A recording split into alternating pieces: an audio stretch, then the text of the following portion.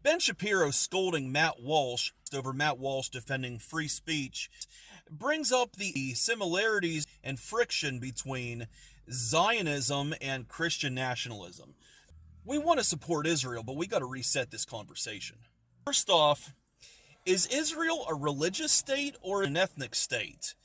Someone converting to a false religion does not entitle them to any promises God made to Abraham, and further, it's extremely hypocritical when Christians are supporting a state centered around a false religion that the adherents and beneficiaries within that false religion will not support the Christian nation of America existing as a Christian nation.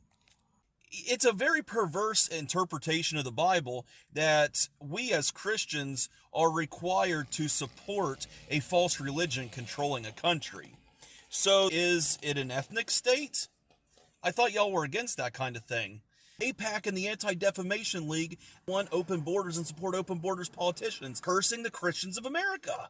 But that being said, a country has a right to enforce and preserve its borders, to preserve its cultural, historic, and ethnic identity, right? We have a right to do that in America.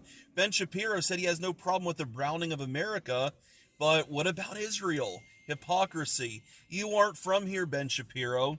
Also, Israel restricts evangelism, and Zionism wants to restrict free speech here. And they don't want you to be able to criticize Israel. The bad behavior promoted in and lies against Jesus Christ inside the Talmud, okay? They want to make it illegal to quote Bible verses against the Israelites and the Pharisees and the Star of Remphan and who killed Jesus, etc.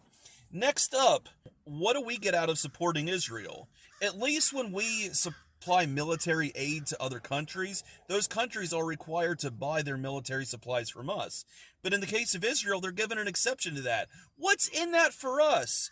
You're a rich country. Why do we have to provide for you and get nothing out of it except the superstitious belief if we tell the truth about your false religion and the sins that you commit that we're going to be cursed, but if we just play dumb and give you all of our money that we're going to be blessed, like you're some lucky rabbit's foot.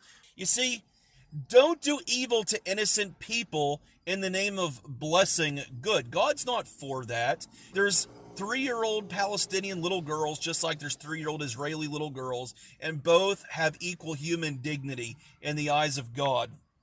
And what about kids being hurt in honeypot schemes used for blackmail?